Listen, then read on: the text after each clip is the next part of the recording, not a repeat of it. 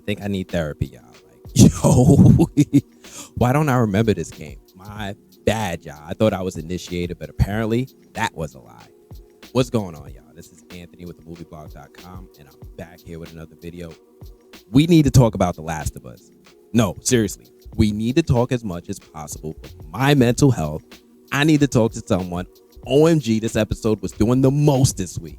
Now, for those of you who caught it, this week's episode premiered early on HBO MAX. Now, I don't know about what y'all was doing, but when I heard that this was coming out on a Friday, I was checking for that joint right at midnight. I don't know. Maybe I missed it. If they said what time it was coming on, I missed it. But I was ready at midnight. At least I thought I was ready. But my gosh. Before I dive in, real quick, if you're new here to the movie blog, go ahead and do your boy a big favor and hit that like button. Go on ahead and subscribe. I need y'all to go ahead and subscribe, get initiated. This way, y'all can keep up with all the news, the reviews, and the interviews that happen right here on this channel. Now, this week's episode was a big change of pace from last week, and man, oh man, do I feel like that this episode actually delivered. Now, this week, the episode was directed by our boy Jeremy Webb. He also directed last week's episode. Jeremy, he's an experienced director, and he's previously worked on shows like The Umbrella Academy and Downtown Abbey. Now, let's go ahead and hop into it. As usual, let's start off with the good. This episode picks up right where last week's episode left off. Last week, the episode ended up with a young Kevon Woodard who plays Sam holding up a gun to Pedro Pascal's Joel. Now, I gotta ask you, like, for real, did you guys like instantly get attached to Sam and Henry? Like, maybe not instantly, but definitely by the end of the episode, I feel like we had gained two companions that were going to be in it for the long journey with Ellie and Joel. They kind of have that build up and set up for long time companions that we see in other shows that are similar premise and themes. Yeah. Woo. But yeah, the acting in this episode is also under the good. Now, I think the acting in this episode was on another level. Like, everyone from Henry to Sam to Kathleen, of course Joel, this episode from top to bottom had some really good performances from our cast that had my attention from beginning to end.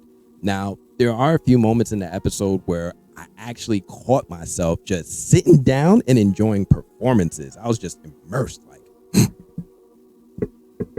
right? Like, whoa, they were really doing their thing in this episode. There was that one moment where, like, Henry was recounting his history with the people of Kansas City, and he was revealing how he was working as an informant for Fedra, and Joel was kind of like, I don't really mess with snitches, and Henry was like, you do today, right? Like, but everything said by Sam was like delivered so well. Everything said by Sam was like a truth bomb.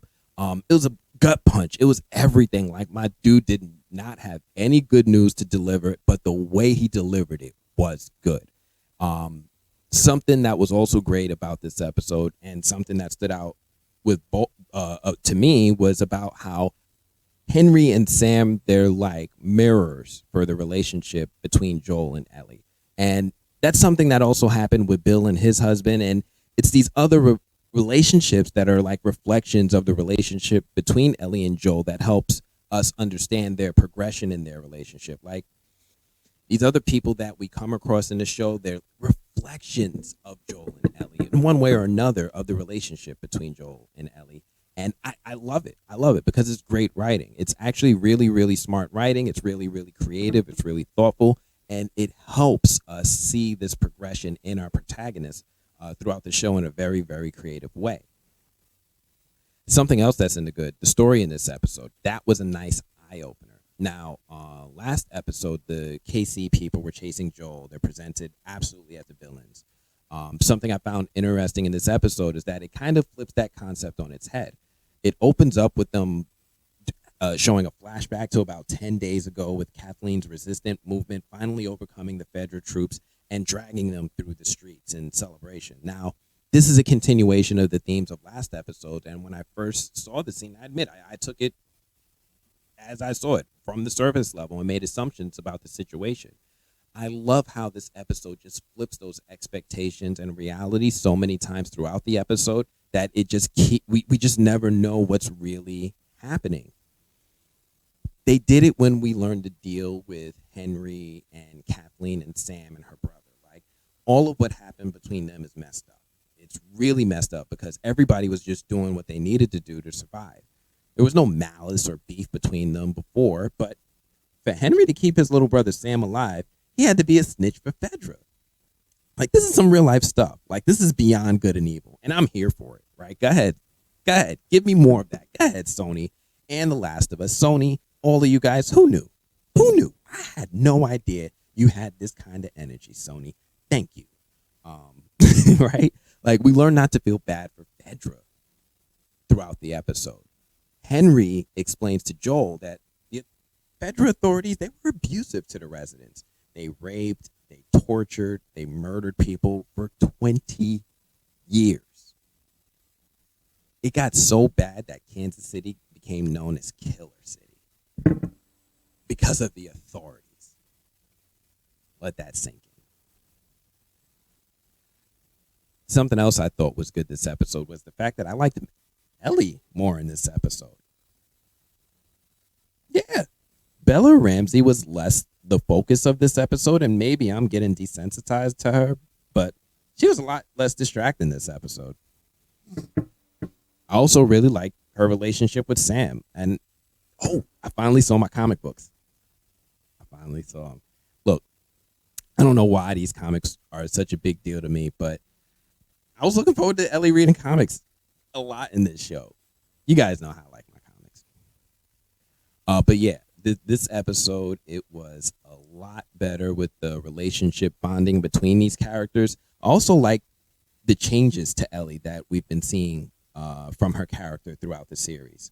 Like, she's still childlike, but she's slowly getting hardened by the world she's living in. Like, she wipes away her tears after she shot Billy last episode to save Joel, and she leaves that little note for Sam at the end of the episode. It's like the lights are slowly dimming for her. I also like the strength of the story, the writing, the performances. They strengthen the relationships between these characters. That does lead us into my next thing that I think that are good, that falls under the good, and that is, oh my goodness, the action scenes. Now, the action in this episode was really cool. I love how every episode they do something for the initiated, and we get some Easter eggs from the game in the show. This week, what stood out to me was the sniping, right? Joel did the thing from the game. He sniped away for Ellie, Sam, and Henry to make it across while getting hunted down, first by the KC people and then by the infected. Now, I couldn't get the footage from the show with Joel sniping, and I don't want to get another HBO copyright strike. But I did find this cool comparison video comparing the scenes from this week's episode on the show with the game. So we can check that out. Wait, I have another one. Wow. All right, ready? Ow. A blueberry hurt you? It's been a while since that boy even cracked a smile. Haven't heard that in a long time. Yes! Come on! Yeah! Oh, awesome. I like that. Calm down. Hey, Sam. Yeah? Stand with a close-up. Okay. Ready? Oh, Henry, did you see that? Let's keep it down, buddy, okay? To the edge of the universe and back. To the edge of the universe and back. Endure and survive. Excuse me. Endure and survive. Is everything all right? Yeah, everything's fine. Well, have a good night. How is it that you're never scared? Who says that I'm not? What are you scared of?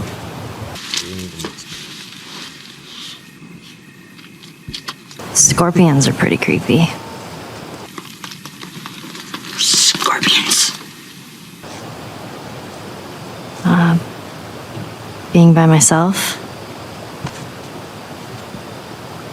I'm scared of ending up alone.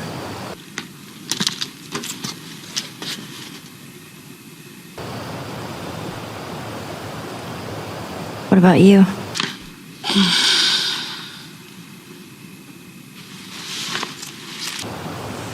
Those things out there. What if the people are still inside? What if they're trapped in there without any control of their body? Is it still you inside?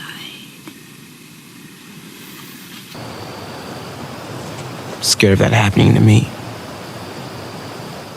Okay. First of all, we're a team now. Okay, we're gonna help each other out. And second, they might still look like people, but that person is not in there anymore. Damn, that smells good. Good morning. Where's Sam? I let him sleep in for once. Oh, Well, if you want him to join us, you can go wake his ass up.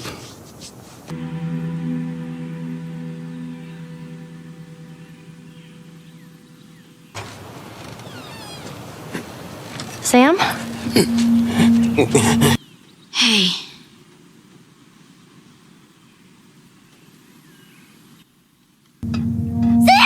The hell? Shit, he's turning!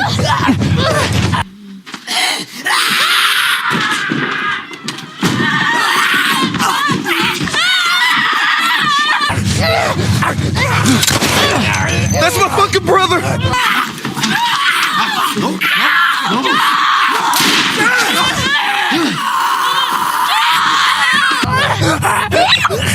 Screw it!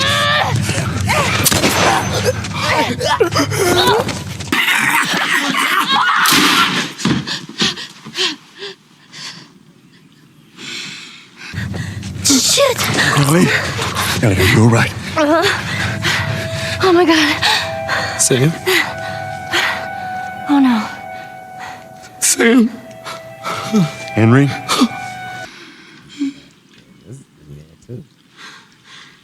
This was tough. Henry, stay there. Henry? What have you done? Henry? Easy. Henry, give me the gun. Henry, give me the gun. What did I do? I'm gonna get that gun from you, okay? Oh, okay, easy. This is your fault. Give me the gun. Give me the gun, Henry. This is nobody's fault, Henry. It's all your fault. Henry! Henry, no! Oh my god.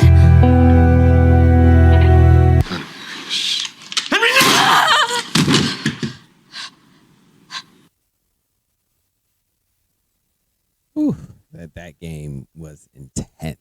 The show's intense, and I'm here for it. I love all of it. Like, it was well filmed, and it capped off this episode with the death of Kathleen. Like, I had no idea what they was gonna do with Kathleen since she was an original character, right? A part of me was wondering if maybe they would change the story, maybe she would get revenge on Henry, just do something different because, he was supposed to meet a tragic fate anyway. But I think the way they handled her was kind of poetic in a way. I don't know.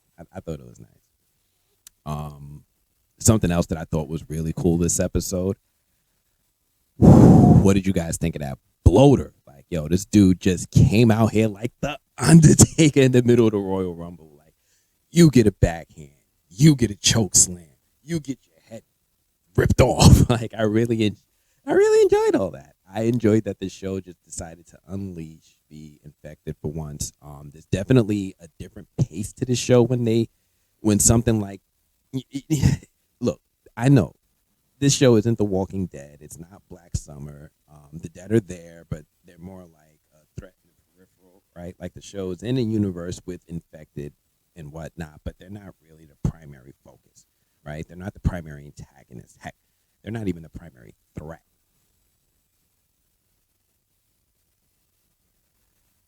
this show is mostly just an exploration tour of how bad things have gotten in this world. Like Joel and Ellie aren't here for a long time, right? They're in and they're out. There's no long running beef. There's no antagonist that the show is setting up for them to overcome in the finale. This show is just some sad stuff, and there's more bad stuff that's going to happen that we're going to see, right? But there was a lot that was good about this episode. There was so much stuff that was good about this episode, from the effects, from the action, from the writing to the acting. There was a lot to love about this episode. Of course, with everything in life, when there's some good, there's always some bad. So something that I think in this episode fell under the bad was I wanted to see a little bit more from the undead in this episode. Like, this show is definitely reminding me a little too hard that they're more of a threat in the background and not the focal point of the show. Like, the more I see them, the more I want to see of them, right? It's not just me, right? Like, sometimes I wish the show would just dive into some more action and just show us the mayhem. Now, this episode has scenes of greatness, but man, like I said, this last week, we deserve more. And also under the bad, and this is kind of a nitpick because it's not, anything of their fault, but the deaths of Kathleen and her Lieutenant Perry, who was played by The Last of Us video game alumni Jeffrey Pierce. I'm going to miss Kathleen a little because Melanie Linsky does such a great job with the character. I really liked her monologue moment where she's in her old bedroom with Perry and just explains how her brother would forgive, but she won't. This show is not lacking in great performances, but I'm still going to miss Melanie Linsky. That scene. Ooh, ooh.